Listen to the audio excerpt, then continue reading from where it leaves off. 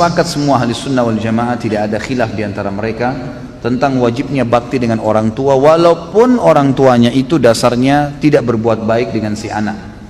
Karena tidak ada perbuatan buruk dibalas dengan perbuatan buruk, karena semua perbuatan buruk akan dibalas oleh Allah Subhanahu wa taala dengan ancaman, dengan hukuman. Jadi jangan sampai karena orang tua kita dulu tidak ngurus, ibu kita membuang kita misalnya, atau ayah kita tidak memberikan nafkah, meninggalkan begitu saja, maka pada saat si anak ini misal dibesarkan oleh seseorang, kemudian dia bertemu dengan orang tuanya setelah itu, tetap saja walaupun dibuang dari kecil, dia tidak gugur darinya hukum bakti. Walaupun orang tuanya itu jahat, walaupun dia temui orang tuanya itu pemabuk, ibunya pezina, tetap saja dia harus berbakti. Jadi tidak gugur hukum bakti. Apalagi kalau dasarnya orang tuanya mengurusi dari kecil. Ini lebih luar biasa lagi. Ini lebih luar biasa lagi. Seseorang datang kepada Hasan Basri rahimahullah lalu berkata, saya memiliki seorang ayah. Ayah saya sudah sangat tua, terbaring di ranjang, stroke, satu badan semua nggak bisa bergerak, sampai akhirnya buang air besar, buang air kecil di atas ranjangnya, dan saya menampung dengan kedua telapak tangan saya kencingnya, buang air besarnya, kemudian saya mencuci tangan saya tanpa merasa jijik sedikit pun. Saya sudah melakukan itu selama 10 tahun. Pertanyaannya, apakah saya sudah membalas jasa ayah saya? Maka jawaban Hasan rahimahullah, belum sama sekali, belum.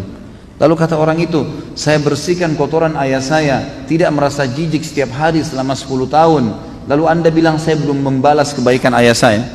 Kata Hasan Basri, belum. Karena dulu waktu kamu masih kecil, kalau ayahmu membersihkan kotoranmu, dia berharap dan terus berdoa kepada Allah agar kamu menjadi tokoh masyarakat, menjadi orang yang sukses. Kalau kamu sekarang melakukannya, kamu hanya melakukannya karena merasa itu adalah sebuah perintah, dan akhirnya kamu berharap kapan dia meninggal dan berhenti tugasmu itu.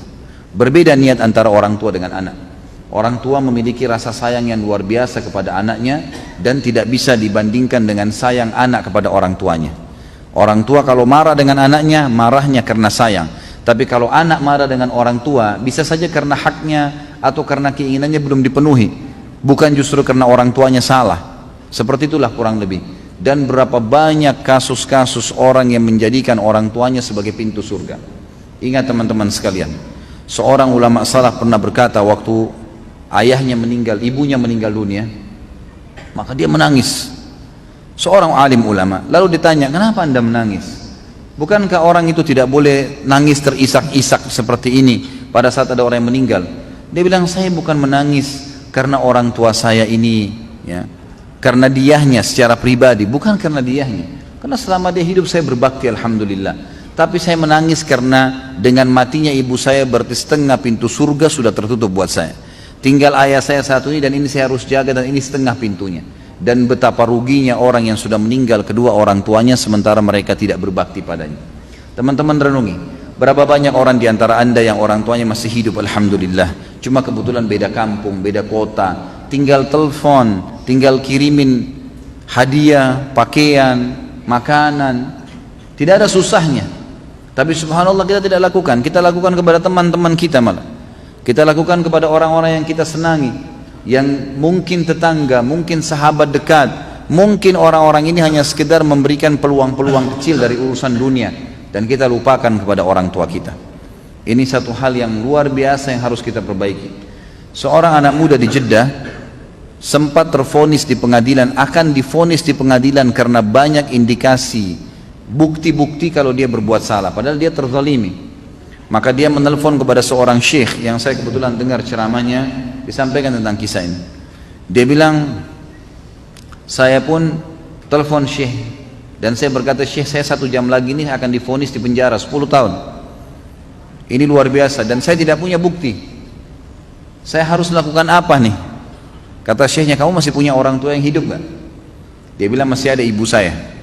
Kalau ayah saya sudah meninggal.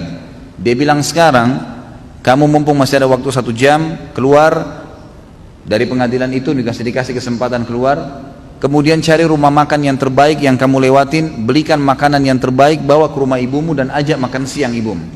Kata anak muda itu, syekh, saya sedang akan divonis di penjara, mana ada waktu saya duduk makan dengan ibu saya. Dia bilang, coba lakukan. niatkan murni, tulus karena ingin bakti dengan orang tua. Maka anak muda ini pun melakukannya. Setengah jam kemudian kata syekhnya, dia telepon saya sambil bersyukur kepada Allah, Alhamdulillah Syekh, jazakallahu khair, semoga Allah balas anda dengan kebaikan. Saya baru ditelepon oleh pengadilan kalau saya tidak jadi divonis, dan ternyata ada orang lain ya yang melaporkan orang yang telah menuduh saya ini dengan kejahatan, dan banyak buktinya ternyata terbongkar semua, dia berdusta. Setengah jam saja. Kata syekhnya, kira-kira menurut kamu apa sebabnya? Dia bilang, Syekh, demi Allah, semenjak saya masuk ke rumah ibu saya dan saya bawakan makanan, ibu saya sambil menangis gembira karena saya berikan makanan. Kemudian dia bilang, mendoakan saya, nak, semoga urusanmu mudah. Padahal ibu saya nggak tahu masalah saya.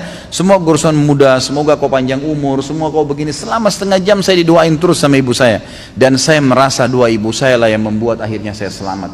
Kata syekhnya, begitulah orang berbakti dengan orang tua. Jangan disia-siakan teman-teman sekalian.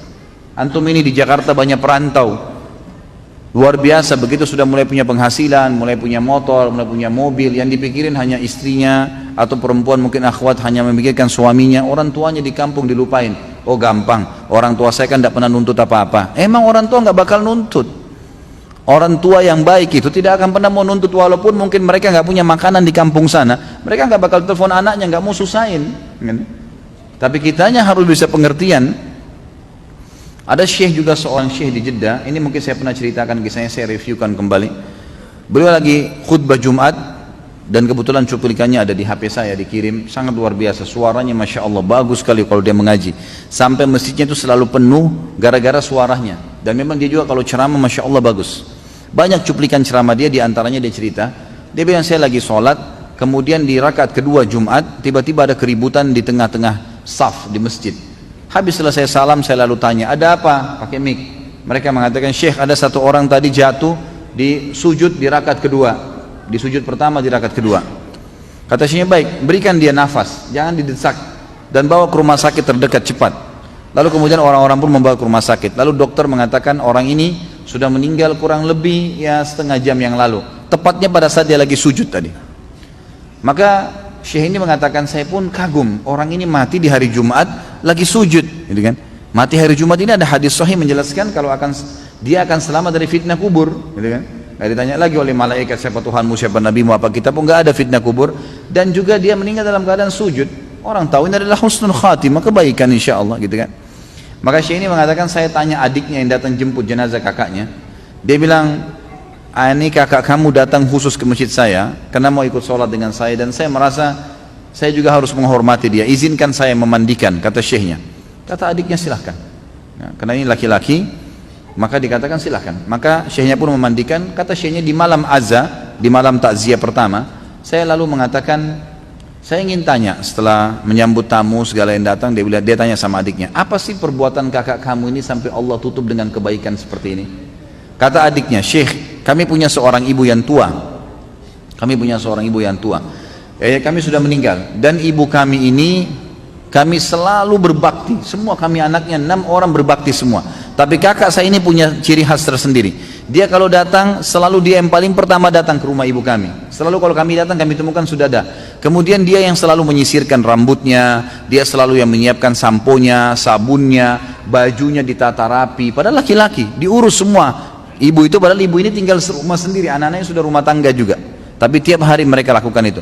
Dan kami selalu didahului oleh dia, sampai hal kecil, sampo dan sabun pun selalu dibelikan sama dia. Dari hal-hal kecil, sisirnya patah sedikit dibelikan yang baru, selalu rambutnya disisirkan, pakaiannya dirapikan, dia urus benar. Kata syekhnya, pantas Allah tutup dia dengan kebaikan, pantas Allah tutup dia dengan kebaikan. Teman-teman, jangan sia-siakan waktu. Kalau orang tua masih hidup bakti, sedangkan sudah meninggal saja, kita masih bisa berbakti dengan mereka, dengan mendoakan, dengan bersedekah buat mereka, dengan